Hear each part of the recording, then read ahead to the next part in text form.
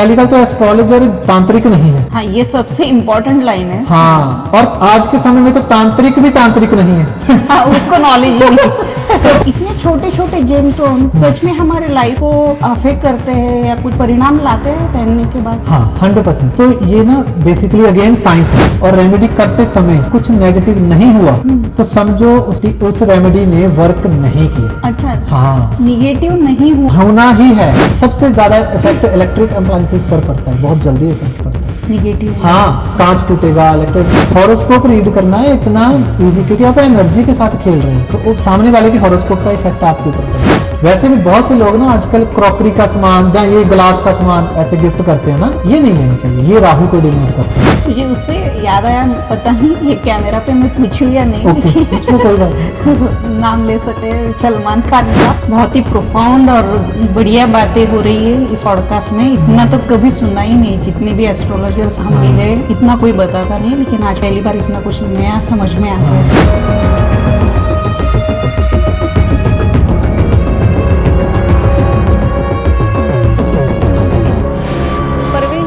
अगला सवाल जेमस्टोन के बारे में है। ओके। मैं देखती हूँ कि बड़े बड़े सेलिब्रिटीज जैसे कि अमिताभ बच्चन की आप उंगली में देखोगे तो वो नीलम पहनते हैं। राइट। एंड मैंने अभी तक देखा है, ऑल द टाइम ही वियर्स दैट नीलम। यस।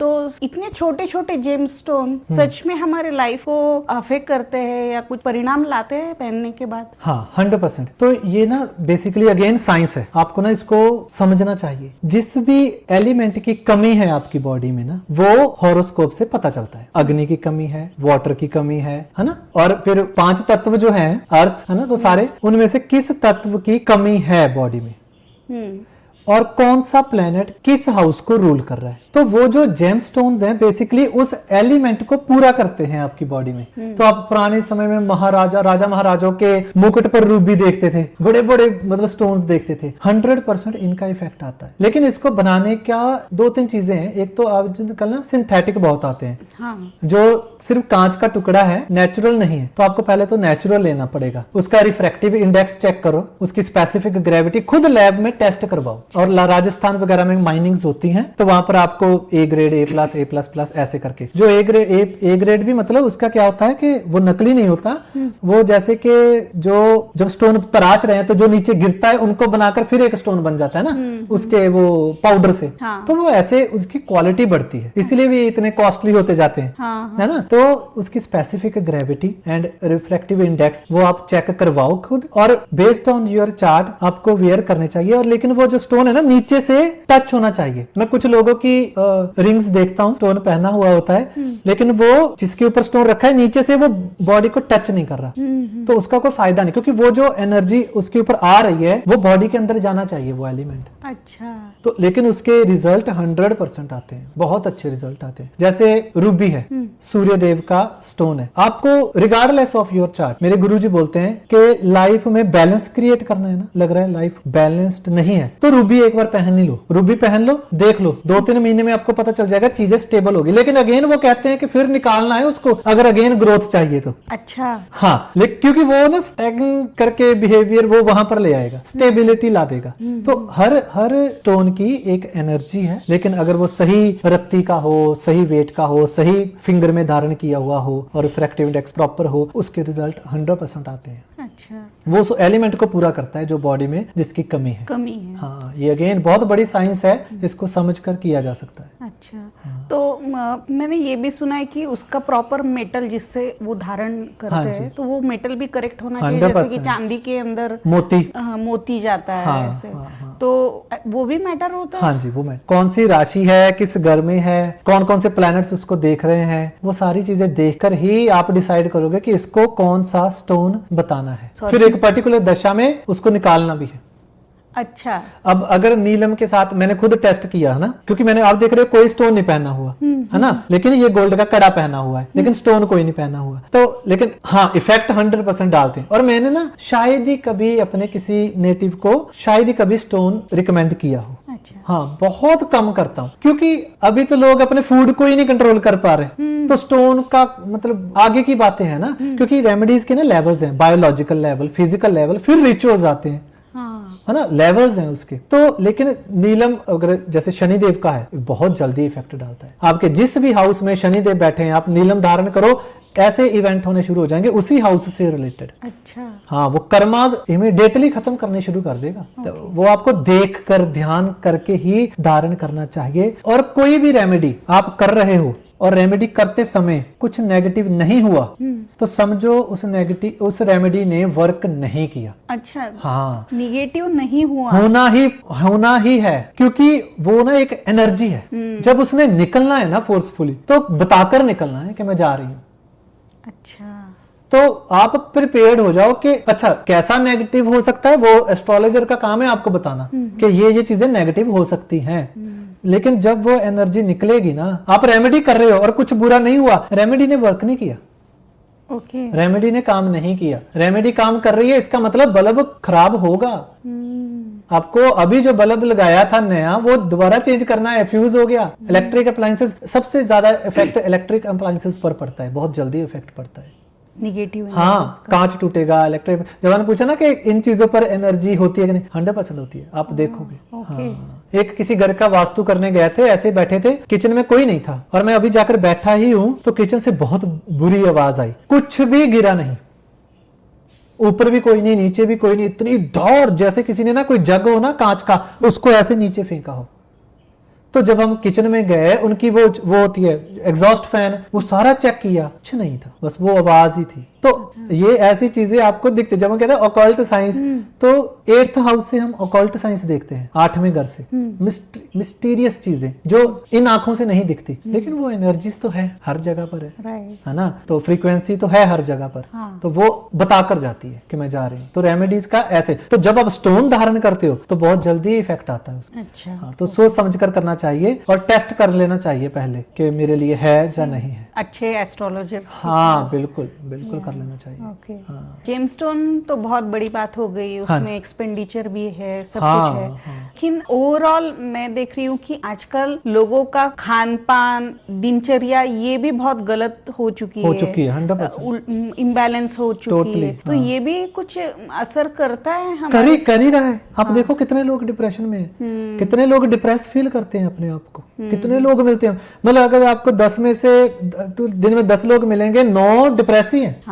और कनाडा में ज्यादा क्यों? एक तो आपको वेदर सपोर्ट नहीं कर रहा, ज्योतिष में जोत आ गया, शब्द आ गया जोत, और सूर्य को ना ग्रहों का राजा बोला गया है। सूर्य के बिना कोई फसल नहीं होगी, कोई कुछ नहीं होगा। जहां पर सूर्य नहीं है वहां पर फसल, लाइफ नहीं है वहां पर। इसलिए सूर्य को राजा बोला ज्योतिष में, कि ग्रहों का राजा है। और आप खुद देखो सूर्य कितना का आ रहा है, नॉर्थ में सूर्य आते नहीं है। तो जहां पर सूर्य नहीं है वहां पर आप डिप्रेशन में। सेरोटोनिन जो है, हम साइंस पर चले जाते हैं, सेरोटोनिन जो हार्मोन हमारे आता है, केमिकल जो है, वो डायरेक्ट सनलाइट का उसके ऊपर सबसे ज्यादा इफेक्ट पड़ता है। और जितना ज्यादा सेरोटोनिन का लेवल है उतना आप खुश हो। तो आप सनराइज को तो देख ही नहीं रहे, सन कब आ रहा है कब जा रहा है, आप देख ही नहीं रहे उसको। और आधा घंटा बैठना उसमें तो छोड़ ही दो। और ऐसी कंट्री में वैसे नहीं मिल रहा। तो अपने ना डेली रूटीन को सेट करना बहुत जरूरी है। उसमें सन की बहुत बड़ी विशेषता है। एटलीस्ट आधा घंटा सन में बैठना शुरू करो। वही, क्योंकि मैं खाने पीने में भी देखती हूँ कि लोग कुछ भी आजकल ग्रहण करते हैं। जैसे कि हमारे शास्त्र में तो कहा है कि सात्विक खाना बहुत जरूरी है। इतना सात्विक कि उसमें प्याज और लहसुन भी नहीं रहना चाहिए, इतना सात्विक खाना चाहिए। लेकिन वो तो हो नहीं पाता है। लेकिन आजकल कुछ अजीब मैं डिशेज भी देखती हूँ कि लोग वो कौन से भी टाइम पे खाते हैं, रात के 12 बजे या ये। आपका ना एक हाउस से ना 2-3 चीजें रेगुलेट हो जाती है। आपका सेकंड हाउस है आपकी वाणी, एंड आप खाते क्या हो, खाना सेकंड हाउस है। अगर आप अपनी वाणी और सेकंड हाउस को कंट्रोल करोगे तो सेकंड हाउस है धन, तो वो बढ़ेगा। सेकंड हाउस है कुटुंब, वो बढ़ेगा। जब तक आप अपने खान पान को, वाणी को कंट्रोल नहीं करते। सेकंड हाउस में राहु है तो उसकी देखो आप, वो बंदा बदतमीजी से बात करेगा, आपको देखकर पता चल जाएगा इसके सेकंड हाउस में राहु है। बहुत कन्विंसिंगली बात करेगा, लेकिन कब वो गाली गलौज पर उतर आएगा आपको। अरे आपका यही मकसद है बार बार उसको बताना, भाई बदतमीजी से बात करनी बंद कर दे, तेरी लाइफ सॉर्ट आउट हो जाएगी। लेकिन उसकी प्रॉब्लम भी यही रहेगी कि होता नहीं मेरे से। ये लोग मुझे इतना परेशान करते हैं, जब तक गाली ना दूं तब तक मेरा, मतलब वही टेस्ट ले रही है ना, नेचर हर वक्त टेस्ट ले रही है। तो वहां से खाने को रेगुलेट करना बहुत। और आपके 2, 5, 8 एंड 11 ये हाउस कनेक्टेड है। हाउस भी कनेक्टेड है एक दूसरे। आप एक को कंट्रोल करोगे दूसरा ऑटोमेटिकली कंट्रोल हो रहा है, तो आपकी पोजीशन कंट्रोल हो रही है खाने से। तो ये मतलब एक कॉम्बिनेशन वाला लॉक है जो मैंने स्टार्टिंग में बोला, उसमें फूड का बहुत बड़ा रोल है, बहुत बड़ा। आप फूड लेवल, मैंने बोला पहले बायोलॉजिकल लेवल पर रेमेडीज करो, मतलब पहले फूड को कंट्रोल करो अपने। हाँ, आप फूड गलत खा रहे हो, चीजों में प्रॉब्लम आपको आएगी। हमें लगता है ना कि वेस्ट जो है बहुत ग्रो कर रहा है, आप उनकी लाइफ में अंदर जाकर देखो कितनी मेस्ड अप हुई हुई है, और वो सामने भी दिखता है, कितनी सेपरेशन हो गई, बच्चा क्या था क्या बन गया, वो सामने दिखता है उनका। तो चलो पब्लिकली अवेलेबल है सारा कुछ, आप देखो। और दूसरी तरफ जिस बंदे का कंट्रोल है उठने पर, बैठने पर, फिर खाने पर कंट्रोल है, आप देखोगे उसकी लाइफ स्टेबल जा रही है, वो खुश है। तो एंड में चाहिए तो खुशी, आप जो भी लाइफ में अचीव करना चाहते हो, क्यों करना चाहते हो कि ये जब मैं पालूंगा ना तो मुझे खुशी मिलेगी। तो आपने अपनी खुशी उस चीज के साथ टैग कर दी, वो चीज मिली, खुशी मिली, और फिर आप डाउन आ गए, फिर आपने नई चीज के बारे में सोचा, अब इसको लूंगा, आपने खुद उसके साथ कनेक्ट किया। ये थोड़ा डीप है, मैं चाहता हूं कि इसको टच कर दूं। आप ऑलरेडी खुश हो, आपको फॉर एग्जाम्पल आज कुछ नहीं चाहिए, तो आप ऑलरेडी खुश हो। जब आपने सोचा कि ये मिलेगा, फिर आपने दुखी होना चूज किया। हाँ। अब जब तक वो नहीं मिलेगा मैं दुखी हूं। हाँ। जब वो मिल जाएगा मैं खुश हो जाऊंगा। तो मैंने खुद अपनी खुशी उस चीज के साथ बांध दी। अदरवाइज हम खुद एक हैप्पी सोल ही हैं, है ना। तो ऐसा हमें मतलब करना चाहिए, और ये चीजें हेल्प करती हैं। आपके खाना कैसा है, आपके विचार कैसे लोगों में रहते हो। हर किसी को जवाब देना भी जरूरी नहीं होता ना, कभी कभी मुस्कुराकर ही निकलना होता है। हर जगह बहस करोगे तो आप अपनी एनर्जी को ड्रेन कर रहे हो। तो अपने सर्कल को भी अच्छे से चूज करो, उतनी ही बातें करो जितना जरूरी है, तो आप बचाओ। अगर कर रहे हो तो आपको पता होना चाहिए मैं खुद एनर्जी ड्रेन कर रहा हूँ। बात तो सही है, लोग चुन के हमारे आजू बाजू में रखने चाहिए। जो बंदा आपको ड्रेन कर रहा है, जिसके उठने के बाद आपके सर में दर्द हुआ, समझ लो वो इजी है ना ये तो पहचानना। वो उठकर गया, आपके सर में दर्द शुरू हो गया, इसका मतलब वो पर्सन मेरी एनर्जी के साथ मैच नहीं करता। एक बार देखो, दो बार देखो, तीन बार देखो, लगातार हो गया ना, जब ये उठकर जा रहा है मेरे सर में दर्द होता है, तो गैप बनाना है, चाहे वो घर का ही बंदा हो, क्योंकि वो आपके लेवल को डाउन कर रहा है, आपको ड्रेन कर रहा है वो। हाँ। करेक्ट है। जहां उसको समझाने का तरीका ढूंढ लो, उसको बता दो क्लियरली कि भाई जब तू उठ के जाता है मेरे सर में दर्द होता है, टू बी वेरी ऑनेस्ट, मैं कोई तेरे साथ कोई ग्रज नहीं है, लेकिन मैं अपनी एनर्जी को सेव करना चाहता हूँ। कोई प्रॉब्लम हो मुझे बताना, लेकिन हम डिस्कशंस नहीं करेंगे। ज्योतिष तो लाइट है। अगर आप किसी ज्योतिषी के पास गए हो, बैठने के बाद आप डिप्रेस हो गए हो, तो वो नॉलेज सही नॉलेज नहीं थी। इसका मतलब जहां पर लाइट आएगी वहां पर अंधेरा होगा कि रोशनी होगी। तो आप किसी को मिलने के बाद आप अंधेरा फील कर रहे हो, तो इसका मतलब आपने ट्रू नॉलेज, सही ज्ञान नहीं मिला आपको मैनिपुलेशन मिली है। किसी चीज को सुनकर आपको रोशनी महसूस हो रही है, तो वो चीज मैंने लेनी है। बस सिंपल सी तो बात है। जहां पर लाइट जा रही है वहां पर लाइफ है। बहुत गहरा और बहुत सही बोला आपने। दूरी बनाना वो जरूरी है। फूड से चीजों को नो कहना जरूरी है। जहां फिर आप अपने आप को इस लेवल पर रखो, अपनी पूजा पाठ तपस्या इस लेवल से करो कि आप कहीं भी बैठे हो आपके ऊपर उस चीज का इफेक्ट नहीं आ रहा। इतने डिटैच होकर बैठो कि आपके ऊपर उसका इफेक्ट नहीं आ रहा। लेकिन लोगों का वो लेवल होता नहीं, है ना। तो एक सेब खराब कर देता है बाकी सभी सेबों, है ना।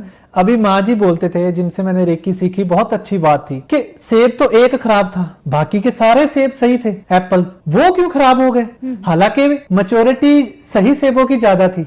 जो सही वाले एप्पल हैं वो तो बहुत ज्यादा थे। हम अगर हम कहते हैं कि ज्यादा लोगों का इफेक्ट पड़ता है, तो एक सेब ने बाकी के सेबों को खराब कैसे किया? उसका रीजन यही है कि जो बाकी के सेब भी है ना, वो भी जो एक्चुअल सोर्स है उससे डिस्कनेक्टेड है। वो वृक्ष के साथ नहीं लगे हुए, वो भी अपने जो मेन सोर्स है जहां से एनर्जी लेनी है उससे डिस्कनेक्टेड है। अभी वो ठीक है, लेकिन अगर वो ऐसे पर्सन के साथ बैठे हैं जो सड़ चुका है, वो आपको साड़ेगा ही साड़ेगा। तो जहां तो आप कनेक्टेड हो जाओ, फिर इसका इफेक्ट नहीं पड़ रहा। आप हंस रहे हो अपने मन में। हाँ। जैसे हमारे भगवान जितने गुरु हुए सभी गंदे लोगों के बीच में रहे, लेकिन उनके ऊपर कोई इफेक्ट नहीं आया उनका। हाँ। क्यों? Because they were directly connected with that supreme power. जहां तो आप हर समय उनके साथ कनेक्टेड हो, तो उसका इफेक्ट आपके ऊपर नहीं आने वाला। लेकिन आप खुद ही नहीं कनेक्टेड और फिर आप ऐसे लोगों में बैठ रहे हो, फिर एक ना एक दिन आप उसी लेवल पर जाने वाले हो।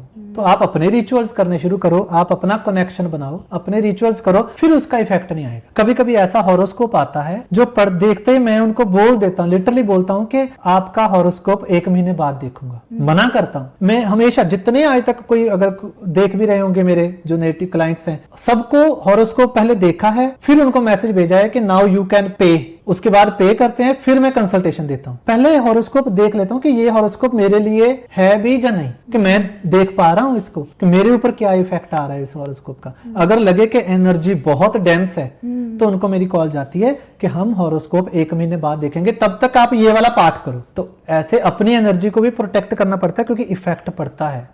हॉरोस्कोप रीड करना है इतना इजी, क्योंकि आप एनर्जी के साथ खेल रहे हो।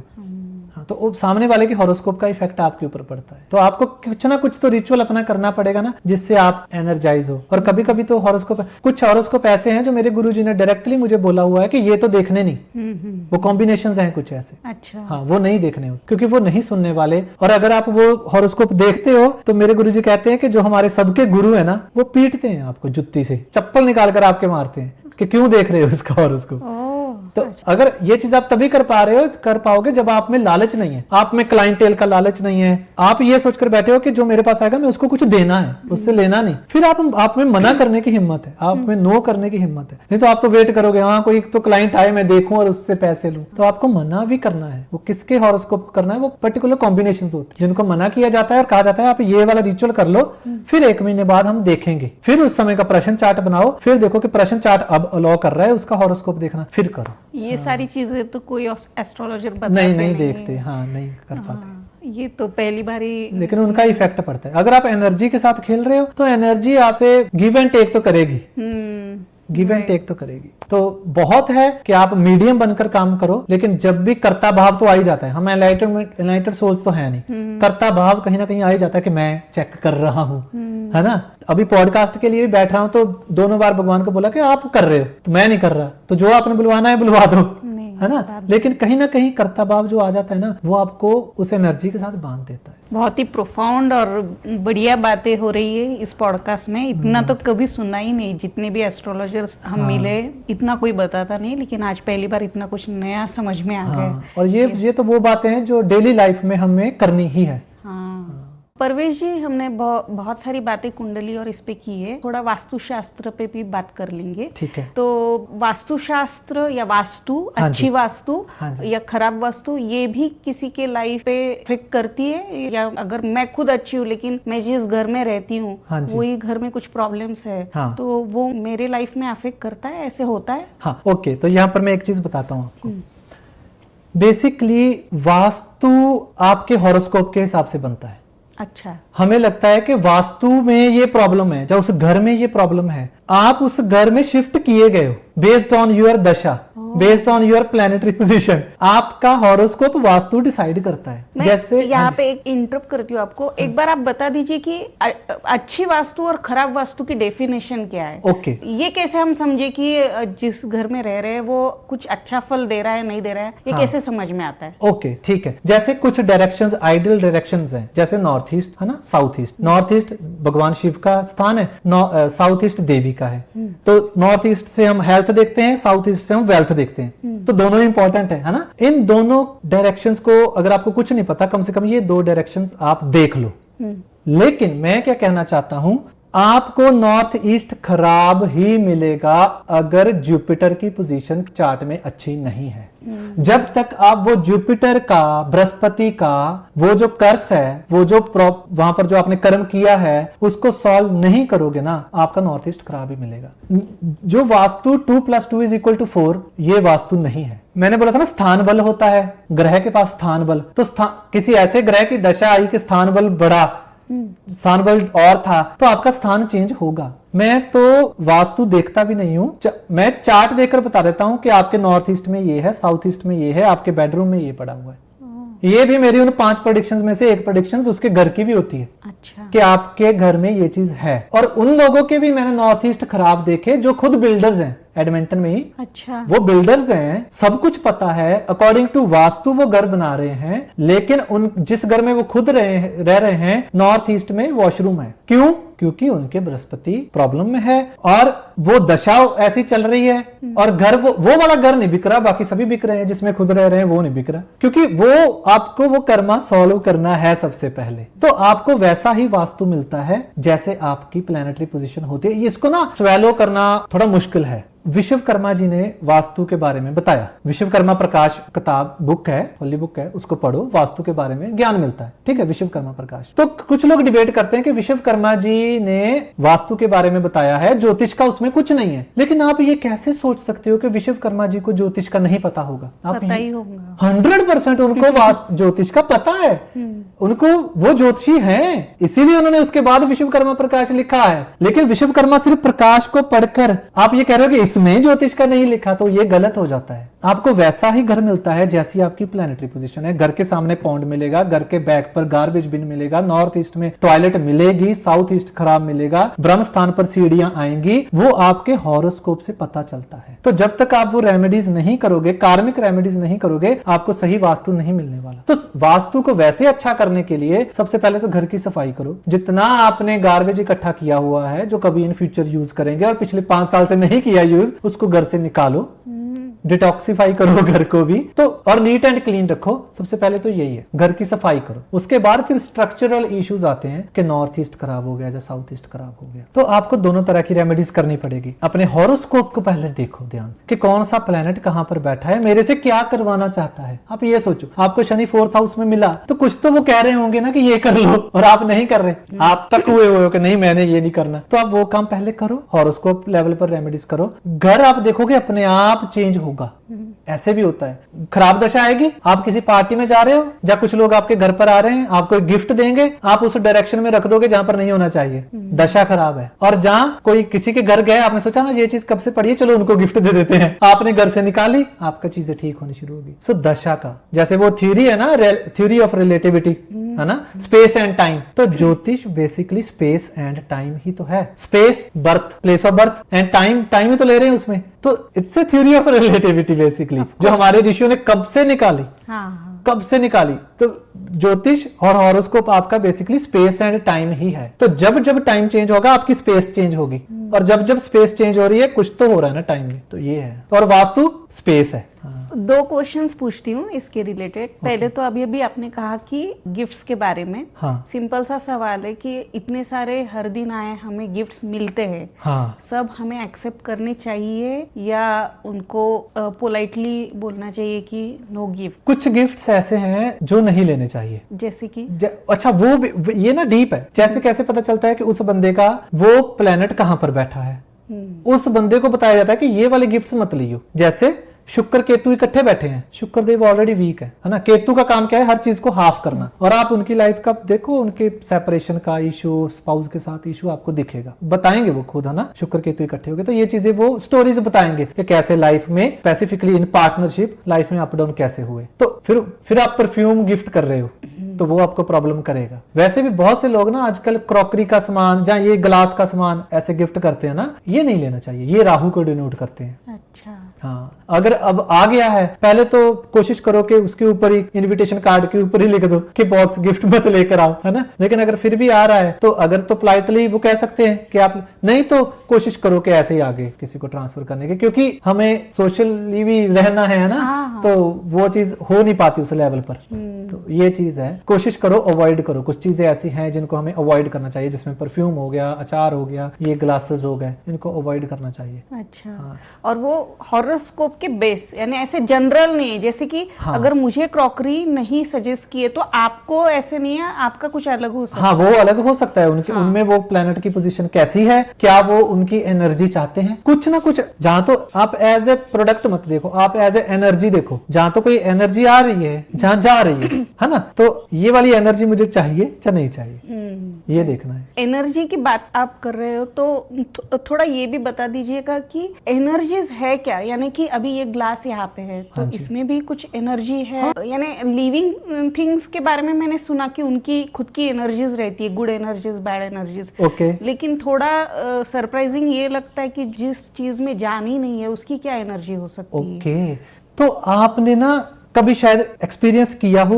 कभी कभी बैठे बैठे ही ना टीवी खराब हो जाता है, चलते चलते खराब हो गया और थोड़े समय बाद वो अपने आप ही ठीक हो गया। तो वो क्या हो रहा है, हर एक चीज में एनर्जी है। हर एक चीज, जो 9 प्लैनेट्स है ना, तो ऋषि प्राशद ने तो यही कहा है कि जो 9+ हर एक चीज उन्हीं के इर्द गिर्द यहाँ पर घूम रही है। हर प्लेनेट हर एक किसी ना किसी चीज को डायरेक्टली डिनोट करता है। तो आपने ये देखना है कि ये किस प्लेनेट की एनर्जी है और मुझे चाहिए या नहीं चाहिए। हर एक चीज एनर्जी है, चाहे वो लिविंग है नॉन लिविंग है, वो आ रही है घर पर तो किसी ना किसी प्लेनेट से। जैसे वुड आ रही है तो वुड का मुझे पता है ना कि अगर शनि देव आ रहे हैं, लोहा आ रहा है तो शनि देव आ रहे हैं, क्रॉकरी आ रही है तो राहु देव आ रहे हैं, कोई प्लांट आ रहा है तो कौन सा प्लेनेट है, छोटा प्लेनेट है बिना फूलों वाला तो मरकरी है ना, फल फ्रूट दे रहा है तो कौन सा है, रस वाला है तो कौन सा, कड़वा है तो कौन सा प्लेनेट है।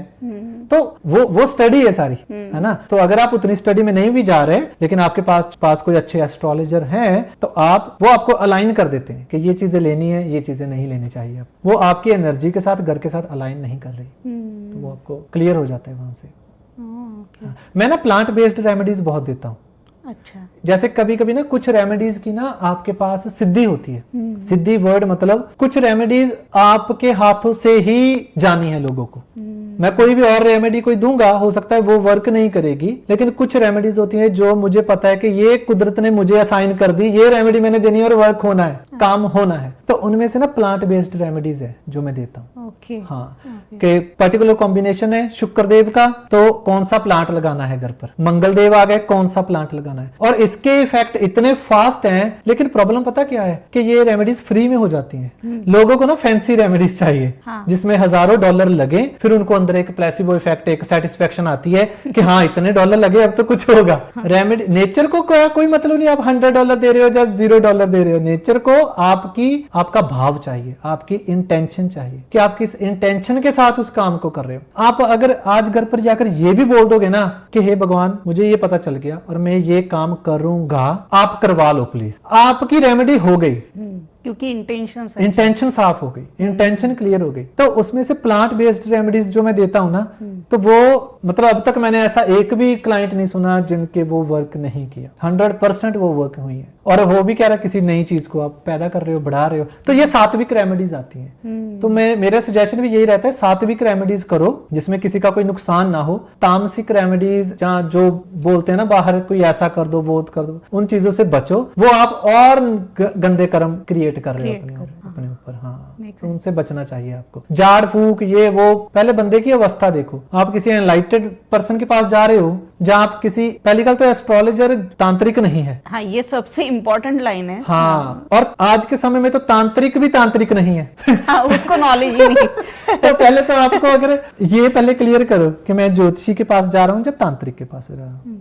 तो अगर आप किसी के पास गए हो, झाड़ फूक कर रहा है, ऐसी चीज रखी, तो वो तांत्रिक है। तो फिर ये समझो कि ये वो तांत्रिक है भी या नहीं, क्योंकि तांत्रिक विद्या तो है लेकिन ज्योतिषी तांत्रिक नहीं है। ज्योतिषी तो आपका तांत्रिक विद्या 100% है, 100% है। हर तरह की विद्या है। जब आप इस फील्ड में आते हो ना, तो आपको नेचर अलाउ करती है, तो देखना पड़ता है कि कौन कौन सी चीजें हैं, और फिर आपको अपनी हॉरोस्कोप देखना होता है कि मैं किन चीजों के लिए बना हूं। तंत्र विद्या तो है, 100% है। बहुत अच्छे मतलब रिजल्ट आते हैं उसमें। वहां तक तो मेरा विश्वास नहीं जाता है, क्योंकि मैंने देखे नहीं ऐसे एग्जाम्पल्स। नहीं, तंत्र ओके, मैं अभी आपको ये भी क्लियर कर देता हूँ। आप जब घर में दिया जला रहे हो ना, भगवान के सामने बैठ रहे हो, दिया जला रहे हो, और दिया जलाने के बाद कुछ भी पाठ कर रहे हो, वो तंत्र ही है। आप एनर्जी साफ कर रहे हो, मैं भी वो तंत्र ही है। हाँ। तो लेकिन तंत्र को लोगों ने बहुत ही गलत बना दिया, और कुछ लोगों ने अपने फायदे के लिए, पैसा के लिए, जो भी सारी चीजों के लिए लोगों ने गलत बना दिया। लेकिन आपको क्लियर होना चाहिए कि मैं ज्योतिषी के पास जा रहा हूँ या तांत्रिक के पास रहा हूँ। हाँ, तांत्रिक के पास जा रहा हूँ, क्या वो एक्चुअल में तांत्रिक है क्या? तो फिर वो चीज है। लेकिन karmas you can solve on your own. अपना रेमेडीज लो अच्छे से और उनके ऊपर वर्क करो। एक छोटा सा सवाल वास्तु के रिलेटेड ही पूछ लेती हूँ। जैसे कि आपने कहा कि ऐसे हो सकता है कि नॉर्थ ईस्ट आपका ठीक नहीं है, साउथ ईस्ट ठीक नहीं है, स्टेयरकेस आपकी कुछ not in a proper place आपके लिए अच्छे नहीं है। ठीक है। मैंने ऐसे भी देखा है कि बहुत लोग है ना रिस्ट्रक्चर करते हैं, बहुत सारा खर्चा करके स्टेयरकेस निकाल देते हैं, वहां पे रूम बना देते हैं, जो भी है उसका आंसर। ठीक है। ये कहाँ तक ठीक है कि इतना पैसा खर्च करके रिस्ट्रक्चरिंग करना, और इतना करने के बाद हमको अच्छा फल मिलता है ये सब कुछ करने के बाद? ओके, ठीक है। तो अगेन देखो, मैं फिर यही कहूंगा कि विश्वकर्मा जी आर्किटेक्चर थे, है ना। उन्होंने ये बताया उस किताब में कि कौन सी चीज कहाँ होनी चाहिए। क्लियर हो गया। और वो जो वास्तु था राजाओं के लिए था, प्रजा के लिए नहीं था। प्रजा को थोड़ी बताया जाता था कि ये चीज ऐसे कर। कॉमन लोगों के लिए और नहीं आज के समय में सभी राजा हैं। मैं अपने घर का राजा हूं, आप अपने घर की रानी हो, ये अपने घर के राजा हैं। तो ज्योतिष में जो वास्तु है उसको भी आप एक टूल की तरह देखो कि मेरे पिता ने, पिता के पिता जो थे, उन्होंने मुझे एक टूल दिया है जिसको यूज करके मैं अपने घर की एनर्जीज को अच्छा कर सकता हूं। जब मैं एज ए टूल देखूंगा फिर मुझे पता चलेगा कि हाँ ये चीजें सही जगह पर नहीं है। ये आपको पता कब चलेगा? जब आपकी दशा सही आएगी। अच्छा, जब तक दशा सही नहीं है आपको पता भी नहीं चलेगा। आपकी बुद्धि का आप सफर कर रहे हो और फिर एक दिन आता है आप कहते हैं हाँ यार वास्तु तो देखें क्या है। उसी दिन आप चेक करोगे आपकी दशा चेंज हुई है। आपके ऐसे ग्रहों की दशा आ गई कि नेचर ने अब भंडार खोला कि अब आप किसी के पास जा सकते हो, आपको अलाउ कर रहे हैं। फिर कुछ स्ट्रक्चरल इश्यूज होते हैं जिनकी सर्जरी करनी ही पड़ती है। कुछ वैसे चीजें को डिजाइन करके हो जाता है। और स्ट्रक्चरल इश्यूज में सबसे इंपॉर्टेंट मैं बिल्कुल कहना चाहता हूँ north east and south east and ब्रह्मस्थान। अगर ये 3 चीजें एंड आपके घर की एंट्री, अगर इन 4 चीजों को आप देख लो तो आपके घर का वास्तु 80% हो जाता। और लेकिन जो कुछ लोग फिर हटाते हैं, करते हैं, वो वर्क करता है। अच्छा, वो वर्क करता है क्योंकि जब आपकी दशा सही आएगी ना आपको ऑफर आ जाएगा कि आपको ये घर मिल रहा है और आप ऑटोमेटिकली वो घर को छोड़कर उस घर में चले जाते हो। तो ये चीज इफेक्ट करती है। स्थान बल है ना, तो आपका स्थान चेंज होता है। आपकी दशा ही कोई ना कोई चली थी जब आप उस इंडिया को छोड़कर, हिंदुस्तान को छोड़कर आप कनाडा में आए। तो चेक करो कि जब मैं जिस दिन मैंने फ्लाइट ली थी क्या हुआ था दशा में। आपको दिखेगा, आपको दिखना चाहिए। अगर आप फ्यूचर को प्रेडिक्ट कर रहे हो तो पास्ट दिखना चाहिए ना पहले। तो आपको आपका स्थान चेंज हुआ ना, तो कुछ तो हुआ। तो स्थान क्यों चेंज होगा ऐसे ही? तो अब आपको पता चलता है। अब अभी फिर से मुझे क्वेश्चन आ रहा है कि उस समय हम 3 लोग मूव हुए थे Very इंडिया good, से कनाडा तक। very good, मेरे हस्बैंड, मैं और मेरा बेटा। जब वो उस टाइम वो 8 साल का था। तो तीनों के कुंडली में वो सिचुएशन। ये ना बहुत अच्छा क्वेश्चन है। तो नॉर्थ ईस्ट में टॉयलेट आ गई फॉर एग्जाम्पल, तीनों की कुंडली में इवेंट हुआ। आप तीनों का देखोगे इवेंट हुआ विद वेरिएशन। ठीक है, एक ने सारा घर का खर्चा उठाया, एक ने टिकट्स बुक करवाई, एक सिर्फ साथ में बैठकर आ गया। तो हर किसी की दशा डिफरेंट है लेकिन इवेंट एक हो रहा है विद वेरिएशंस। ठीक है, एक कोई आपके ऊपर डिपेंडेंट है, एक बंदा खुद डिपेंडेंट है, खुद अपने ऊपर इंडिपेंडेंट है। राइट, तो सबकी दशा में आपको वो वेरिएशंस दिखेंगी पहले तो। फिर जब आपने आए, आपको नॉर्थ ईस्ट में मिल गया वॉशरूम। ठीक है, अब वो नॉर्थ ईस्ट का वॉशरूम इफेक्ट किसको करेगा? सबको करेगा? नहीं। इफेक्ट किसको करेगा? जिसके चार्ट में जुपिटर वीक होंगे। आपको देखना है कि अब बृहस्पति देव की वो जगह है। North east belongs to Brihaspati. ठीक है, जुपिटर। तो तीनों के चार्ट में से देखो प्रॉब्लम किसको आ रही है। जिसको आ रही है ना, आप देखोगे बृहस्पति उन्हीं का वीक है। और जब जब दशा चेंज होगी, गोचर चेंज होगा, बृहस्पति दूसरे का कमजोर होना शुरू होगा, फिर वो प्रॉब्लम उसको ट्रांसफर होगी, फिर उसके बाद प्रॉब्लम वो उसको ट्रांसफर होगी। ऐसे होता है। तीनों को एक ही टाइम पर इफेक्ट नहीं आएगा। और ज्यादा वास्तु का इफेक्ट किसके ऊपर? जब वास्तु किसके हिसाब से मिलता है? जो घर का मेन अपने आप में होता है ना कि मैं ओनर हूँ, मेरा घर है, मैं I am the bread earner of the house, उसके हिसाब से ज्यादातर वास्तु आपको मिलता है। बाकी लोग तो उस रूम में शिफ्ट हो जाते हैं जैसी उनकी दशा होती है। एक घर में मैं गया, यहीं पर कुछ एक पटेल फैमिली है, मैं उनके घर पर गया, बेटी का कुछ डाइवोर्स का इशू चल रहा था। तो मैंने उनको बैठे बैठे बोला कि आपकी बेटी इस वाले रूम में रहते हैं, जब घर पर आते हैं तो इस वाले रूम में रहते हैं। बोला हाँ इस वाले रूम में रहते हैं। तो बेटी अगर नॉर्थ ईस्ट में ही रह रही है तो वो उस घर को छोड़कर नहीं जाएगी। मैग्नेटिक पावर है तो वो पावर खींच कर रखती है। उस रूम में फोटो भी नहीं होनी चाहिए उनकी। तो हमने वहां से निकाल। तो ये मैं अगेन कहूंगा टूल्स हैं, स्टडी है, स्टडी करो, टूल्स को यूज करो। रिजल्ट आएंगे, नहीं आ रहे तो छोड़ दो। बिना यूज किए, बिना स्टडी किए, वो एक होता है तर्क, एक वितर्क, एक ना कुतर्क होता है कुतर्क। उसमें आपको मतलब नहीं पढ़ना चाहिए, है ना। तो वो आपकी एनर्जी ड्रेन करते हैं वो लोग। डिस्करेजमेंट जिसे कुतर्क करते हैं। खुद स्टडी नहीं करी, अपना कोई लेवल है नहीं, तो ऐसे बैठकर कुछ भी खाते पीते बोलकर बोलना मैं तो यकीन नहीं करता जी इन चीजों में। तो वो चीज ऐसा, आप फायर में बिलीव नहीं करते तो फायर को इससे कोई मतलब नहीं है। फायर से आप खाना भी पका सकते हो और फायर आपको भी जला सकती है, इससे कोई मतलब नहीं है। रिगार्डलेस आप उसमें बिलीव करते हो या नहीं करते। आपको क्यों जला रही हो? मैं तो बिलीव ही नहीं करता आप में। तो उसको कोई मतलब नहीं, वो एक एनर्जी है, वो अपना इफेक्ट देगी। इसी तरह ज्योतिष है, इसी तरह वास्तु है, इसी तरह एनर्जीज है। आपके बिलीव, आपका जब मेरा भी कोई अस्तित्व ही नहीं है उसको चैलेंज करने का, वो तो कॉस्मिक तो ऐसे ही चले, ये कॉस्मिक एनर्जीज है, आपको बैलेंस करना है, आपको अलाइन करना है उनके साथ, उन्होंने नहीं करना। राइट है ना, हर ग्रह आपके अंदर है, मैं ये चीज क्लियर करना चाहता हूँ। शनि, सूर्य, मंगल, बुध, देव, सभी पूरे का पूरा कॉस्मिक आपके अंदर है। आपने बाहर के सूर्य के साथ अपने अंदर के सूर्य को अलाइन करना है। Very good. हाँ, जब तक, अब वो एक कथा भी आती है ना कि भगवान कृष्ण ने मुंह खोला और पूरा ब्रह्मांड दिखा दिया, वो सिर्फ कथा नहीं है, वो हम सबके लिए वो चीज एप्लीकेबल है कि हमारे अंदर पूरे का पूरा यूनिवर्स है, पूरे का पूरा यूनिवर्स है, तो आपने अलाइन करना है। हाँ, तो जब आप अलाइन करते हो, अलाइन करने के लिए मैं तो कहता हूँ रेडीमेड चीजें दी हैं आपको, आपके ऋषियों ने, मुनियों ने रेडीमेड चीजें दी हैं, आपने सिर्फ पढ़ना है और उनको अलाइन करना है। लेकिन हम क्या कर रहे हैं, हम सोचते हैं, मैं तो बिलीव ही नहीं करता। ओके परवेश जी, हमने बहुत गहरी बातें कर ली, बहुत डीप ज्ञान आपने शेयर कर दिया।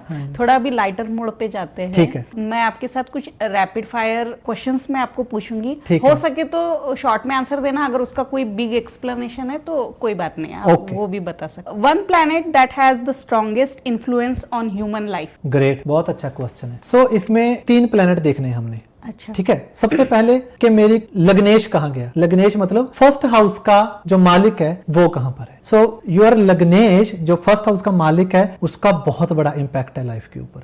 लग्नेश मतलब आप खुद हो, मतलब घर का, इस घर का जो मुखिया है ना, वो लग्नेश है। उसको देखना है, सूर्य को देखना है और चंद्र को देखना है। अच्छा। ये दोनों ल्यूमिनरी प्लेनेट हैं, ये आपको लाइट दे रहे हैं, और सूर्य आपकी सोल है, ओवरऑल मतलब शरीर, सोल, वो सब कुछ है, और मून आपका माइंड है। तो सूर्य, चंद्र एंड लग्नेश, इन तीनों प्लैनेट्स को बहुत ध्यान से देखा, और इन तीनों की रेमेडी है, आराम से कर लो, बिना हॉरोस्कोप दिखाए कर लो, वो हम कर लेंगे discuss. Okay okay okay. Next question. Sure. One common myth about astrology that people should stop believing. Okay, so कुछ लोग ना फॉल्स होप लेकर आते हैं कि मैं अब एस्ट्रोलॉजर के पास जा रही हूँ या जा रहा हूँ, मेरी लाइफ चेंज हो जाएगी। ऐसे नहीं होता। एस्ट्रोलॉजर आपको टाइम पीरियड निकाल कर देगा कि ये दशा में ये चीजें होंगी, इसमें ये होगा, और ये रेमेडीज कर लो। अगर आप वो रेमेडीज कर रहे हो तो वो चीजें हील हो रही हैं। लेकिन अगर आप कहो कि मैं ज्योतिषी के पास चली गया और अब मेरा वो काम हो जाएगा, ऐसा नहीं होता। आपके कर्माज हैं, आपको ही सॉल्व करने पड़ेंगे।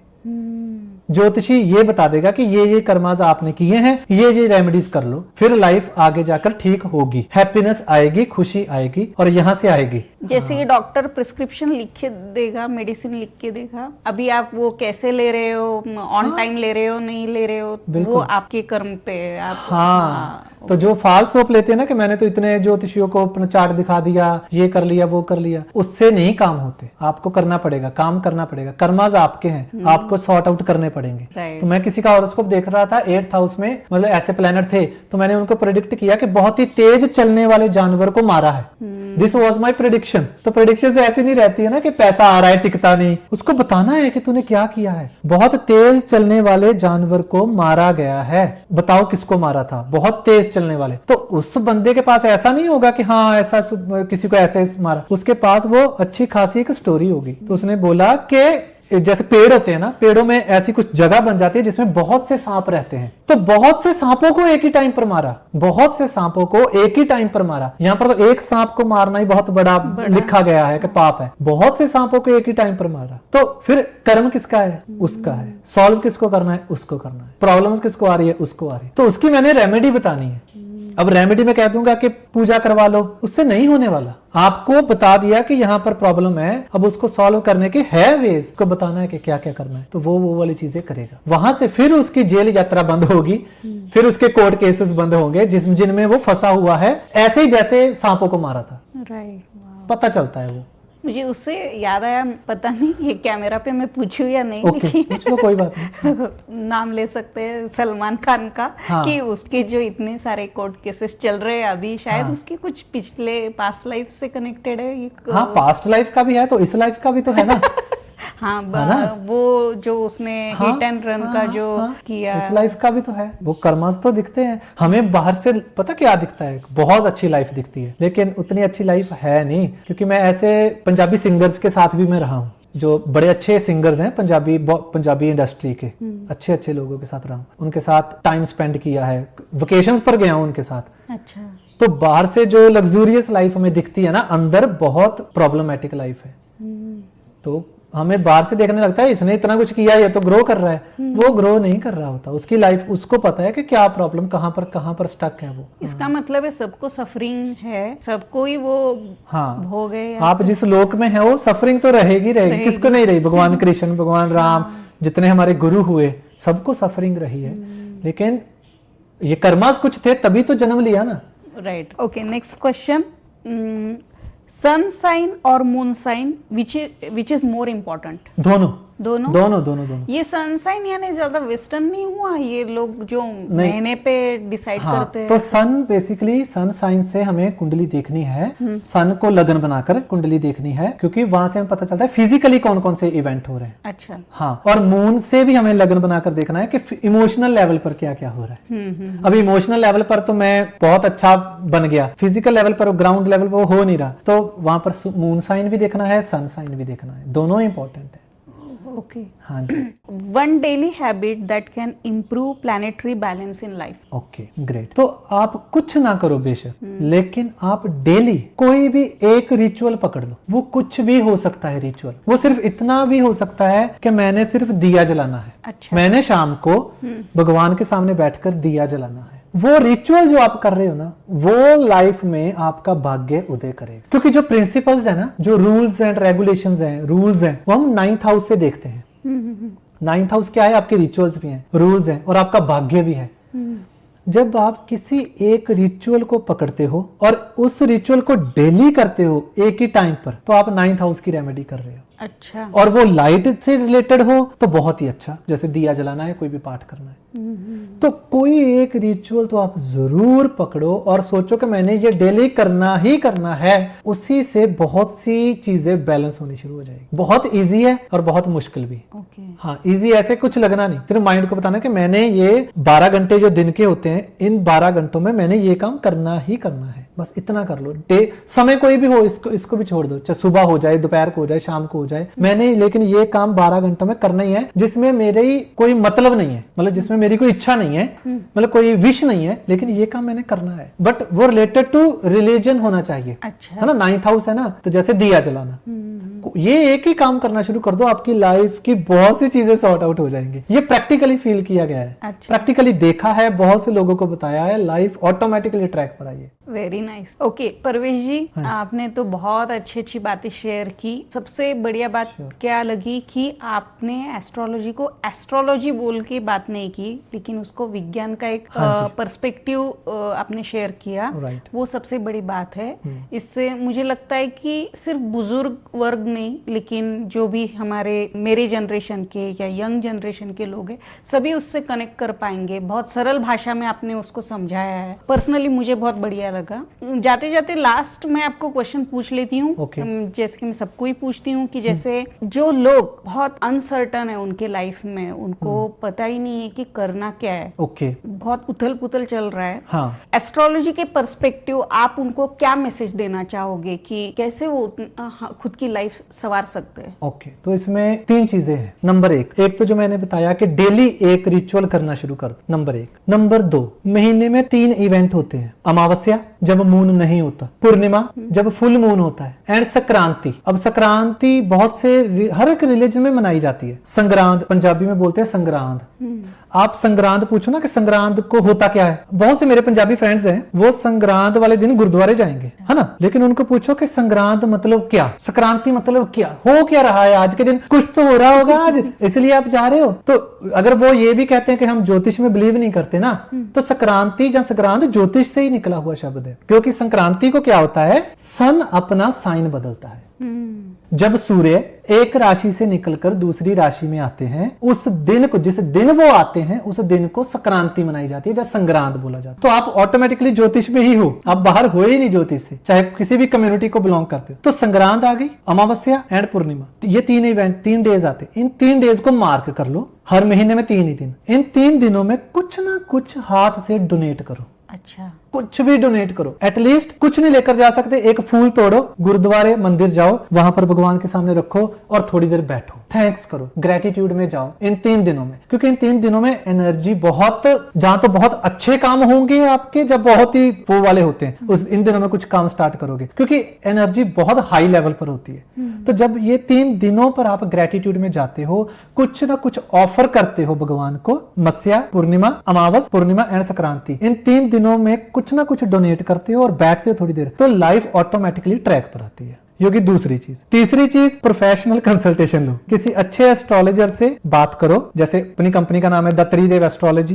है ना, तो कंपनी को सर्च करो, या किसी भी एस्ट्रोलॉजर को सर्च करो जो प्रोफेशनली काम करता हो, फिर उनके रिव्यूज वगैरह चेक करो, वो पैरामीटर जो हमने पहले देखे, फिर एक प्रॉपर कंसल्टेशन लो 1 घंटे, तो वहां से कुछ रेमेडीज निकल कर आएंगी, रूट कॉज निकल कर आएंगे, उनको फॉलो करो, तो लाइफ ऑटोमेटिकली ट्रैक। लाइफ बहुत सिंपल है, हमने खुद मतलब उसको कॉम्प्लिकेट किया हुआ है। बात सही, बात सिंपल, हाँ, चीजें बहुत सिंपल है, लेकिन हम खुद ही घूम कर जाना चाहते हैं ना, तो वो प्रॉब्लम कर। बढ़िया, बहुत अच्छी बातें शेयर की। जाते जाते आपने अभी आप खुद की कंपनी का नाम लिया, त्रिदेव एस्ट्रोलॉजी। हाँ जी। तो अगर आपसे कनेक्ट होना है तो कैसे हम कनेक्ट हो सकते हैं? सिंपली द त्रिदेव एस्ट्रोलॉजी आप गूगल पर सर्च करोगे तो अपनी कंपनी वहां पर आ जाती है, तो वहां से कॉल कर लो, व्हाट्सएप पर मैसेज भेजो। लेकिन हाँ, ये एक चीज और है कि सेम डे कंसल्टेशन नहीं मिलता, है ना, लेकिन अगर आप मतलब शाम को कॉल कर रहे हो, तो क्योंकि मैं ज्यादातर हॉरोस्कोप सारे रात को बैठकर चेक करता हूँ, तो नेक्स्ट डे की कंसल्टेशन मिलेगी, जहां हो सकता है उससे भी अगले दिन की मिले। लेकिन अगेन लोगों में पेशेंस नहीं होता, उनको उसी समय कंसल्टेशन चाहिए, तो इमीडिएटली फिर वो वहां पर एंड अप होते हैं जाकर, जहां पर मतलब वो वल्नरेबिलिटी में होते हैं और उनका फिर वो मिसगाइड हो जाते हैं। तो पेशेंस के साथ कॉल करो, आपको नेक्स्ट डे या उससे अगले दिन की कंसल्टेशन मिल जाएगी, और वो सारी चीजें 3 चीजें उसमें चाहिए होती है, date, time and place of birth, फिर आप आराम से कंसल्टेशन ले सकते हो। अच्छा, और आप ये ऑनलाइन या इन पर्सन दोनों अवेलेबल है, over the phone, over the zoom call, जहाँ इन पर्सन। मैं ज्यादा प्रेफर इन पर्सन करता हूँ, क्योंकि इन पर्सन क्या है कि आप वाइब भी अंडरस्टैंड करते हो। अच्छा, और मेरा मकसद यही होता है कि ये बंदा जो मेरे साथ बैठा है ना, उसको आज सॉर्ट आउट हो जाए वो, तो उसके और बहुत से क्वेश्चन आते हैं, ज्यादा से ज्यादा मैं ना 2 क्वेश्चन लेता हूँ एक कंसल्टेशन में। अच्छा, हाँ, लेकिन जब सामने बैठे होते हैं ना, तो कुछ चीजें नेचर की तरफ से ऐसी आ जाती है जिससे वो निकल जाता है बाहर, स्टक हुआ होता है। तो इन पर्सन ज्यादा अच्छा रहता है नेटिव के लिए भी, लेकिन अगर नहीं आ सकते तो ओवर द फोन हो जाती है। अच्छा, वेरी नाइस। और बहुत इंटरेस्टिंग बातें की हमने, शायद ही में इतना कुछ इंटरेस्टिंग पॉडकास्ट मेरा हुआ होगा अब तक। बहुत इंटरेस्टिंग बातें हमने कही सुनी। बहुत सारे क्वेश्चंस है, लेकिन मुझे लगता है कि ये बहुत डीप और गहरा और बहुत वास्ट है। बिल्कुल। तो शायद मुझे लगता है कि हमें कुछ अगले पॉडकास्ट तक वेट करना पड़ेगा। लेकिन तब तक के लिए थैंक यू सो मच, इतना वैल्यूएबल टाइम निकाल के आप यहाँ पे आए और मेरे पॉडकास्ट में ज्वाइन हुए। Thank you so much and always welcome. हम दोबारा जल्दी ही फिर बैठेंगे नए क्वेश्चंस के साथ। So the channel name mango chat with Sheetal Sale. So please उसको लाइक, सब्सक्राइब एंड शेयर करो। और नो डाउट मैंने आपके जो पहले वीडियोस देखी, इसीलिए वो अंदर से आया ना कि हाँ चलो हम बैठते हैं। तो रियली आप बहुत ही वैल्यूएबल कंटेंट दे रहे हो जिसकी जरूरत है लोगों को, तो वो मैं दिल से चाहता हूँ कि आप जरूर फॉलो करो। Thank you so much.